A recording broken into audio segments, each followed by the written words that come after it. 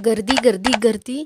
भेंडी जेव्हा बघावं तेव्हा गर्दी आणि त्याच्यामुळेच लेट होतं. बरं त्यामध्ये पण जेव्हा रिक्षात बसतो ना त्याच्यामध्ये तर लवकर रिक्षा भरतच नाही आणि त्याच्यामुळे अजून जास्त लेट होतं. पण आता ते बरं आहे की आपल्याकडे पंचन वगैरेचा टाइम नाही, मग थोडंसं लेट गेलं तर लेट मार्क वगैरे लागत नाही, नशीब. पण तरी मी ना रोज खूप लवकर जायचं ट्राय करते. ते सोडा यार, मला जाता जाताना ना अचानक कांदे पोहे खायचं मन झालेलं, त्यामुळे पटकन डब्बा घेतला आणि कांदे पोहे घेतले. मग काय, पटकन मध्ये आले आणि मस्तपैकी कांदे पोहे खाल्ले आणि त्याच्यासोबत हा गरम गरम चहा.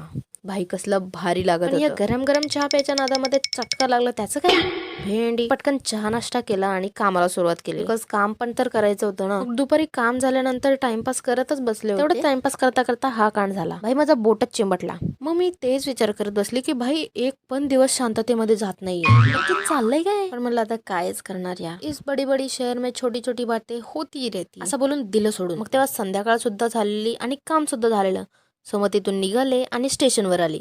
स्टेशनवर आल्यावर नंतर मला कळलं की भेंडी आपली गाडी तर खूप लवकर आलेली आज. पटकन चढली आणि मस्तपैकी बसून घेतलं. मग गाडीत बसल्यानंतर जेव्हा मी नेक्स्ट स्टेशनला उतरली आणि पहिला गाज जो घेतला तेव्हा कुठे मला बरं वाटलं. भाई म्हणलं भास, आता हे मस्तपैकी खाते आणि घरी जाते. पण कसलं काय, ही गाडी नाही पण नेक्स्ट गाडी तर लेटच होती ना, त्याच्यामुळे तसं पण घरी जायला लेट झालं होतं. सो मग म्हणलं आता जाऊ दे, कायच करणार.